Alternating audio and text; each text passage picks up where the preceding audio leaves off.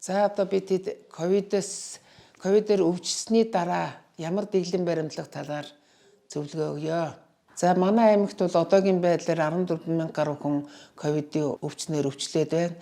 За ингээд ер нь бол ковид бол хөнгөн, дунд, хүнд бүр маш хүнд гэсэн хэлбэрээр өвдөж байгаа. За хөнгөн өвдөж байгаа улсууд бол ерөнхий одоо гардаг шинж тэмдгүүд нь бол хөнгөн одоо хэлбэрээр зөвхөн хоолоо өвдөх, хамар бүтүүрэх хэлбэрээр ингээд ам түнэрч бараг алдагдахгүй шахам ингээд явагдаж байгаа.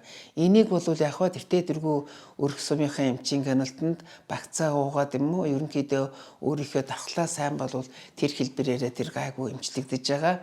За гэхдээ манай аймагт одоо энэ сүүлийн үед тархаад байгаа ковидын халдвар бол их хвчлэн маш өөрчлөлт ихтэй явж байна. Маш их удаан хугацаагаар ханиалгаж байна, халуурж байна, амьсгаадж байна, бөөлж их суулгах, хөвлөгээр өвдөх, амьсгаадах ийм шинж тэмдгүүттэй гарч ирж байгаа.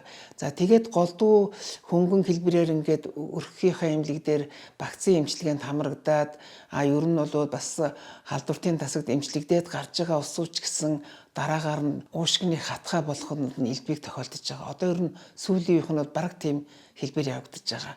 Ерөнхийдөө эмээ уугаад бараг дуусч гүйцээг вакцины эмийг дуусаагүй байхдаа ингээд 2-3 хоног дутуу байхад л ерөөсөө дахиад нөгөө шинж тэмдгүүд нь харахад дандаа уушгины хатгай голдуу хоёр талтай байгаа.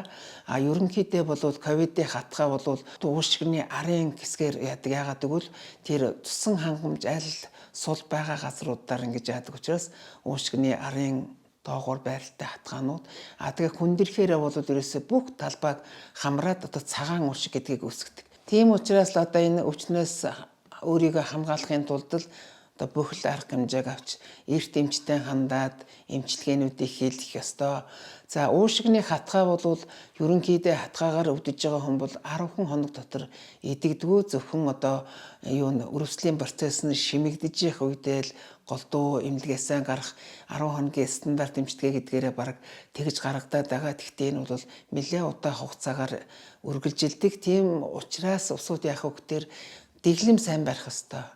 Гараад уух барих эмнүүдээ уухаас гадна даарч хөрөхгүй, хүүтийн уухгүй, дандаа хоолундаа бол халуунаар нь жигнэх юм уу буслагж болгосон хоолундаа хэрэглэнэ. За тэгээд ер нь бол манай одоо нутаг бол төмс хүнсний ногоо тийм ээ. Одоо ногооны югаараа бол одоо улстай дээгүүр ордон аймаг манай аймагт бол төрөл бүрийн ногоо ер нь ямар ч ногоог аваад хэрэглэх бүрэн боломжтой.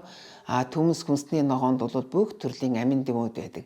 Жишээлх юм бол төмсөнд одоо Б-ийн төрлийн витаминууд, луунд бол А витамин, одоо ер нь бүхэл витаминууд бол бүхэл ногоонд жишээ нь настай улсууд бол сайхан хулууны цутан уугаа хийгээд хэрэглэхэд бол тэнд маш их витамин С агуулгадж идэг.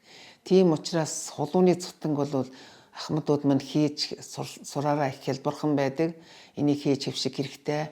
За түүнээс гадна ахмадууд гэхгүй одоо хүүхдүүд бүгдээрээ бол сүү цагаан эдэг сайн хэрэглэж явах ёстой.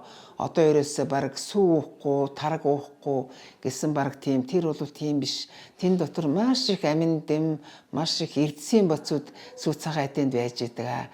За түүнээс гадна бол ер нь бол Монгол шар тос. Монгол шар тосыг бол юунаас гаргаж авдаггүй гэхээр өрөмнөөс гаргаж авдаг. Өрөм. Одоо бараг өрөм иддэг хүүхдүүд их ховор болцсон. Тэгээд өөрөөр хэлэх юм бол тэр Монгол шар тос бол хүний дархлааг маш сайн сайжруулж идэг. Тийм учраас өглөө болгон нэг жижигхэн амны цайны халбгаар жоохон шар тосыг өөрснөө ч идээд хүүхдүүдэд ч өгч сургах хэрэгтэй. За тэгээд дашрамд нь хэлэхэд ер нь бол манай одоо баруун зүгийн хүмүүсүүд дотор цөсний өвчлөл, цөсний чулуу үүсэх явдал маш их байдаг. Энэ юутай холбоотой вэ гэхээр хүүхдүүд ер нь өглөө цайгаа уудаггүй. Хичээл номонд цайгаа уудаггүй, залуучууд унд цайгаа уулгүй ажилдаа явдаг. Энэ ахвт шүнжэнгөө ажилдаа тонсон цөс маань хүүдийн дотор өдөржингөө хадгалагдаад цөс өтгөрөөд чулуу үүсэх магадлал өндөр байдаг учраас аль болохоор өөрснөө ч тэр үр хүүхдээ өглөөний цайг нь уулгаж хэвшүүлээрэ гэж зөвлөж байна.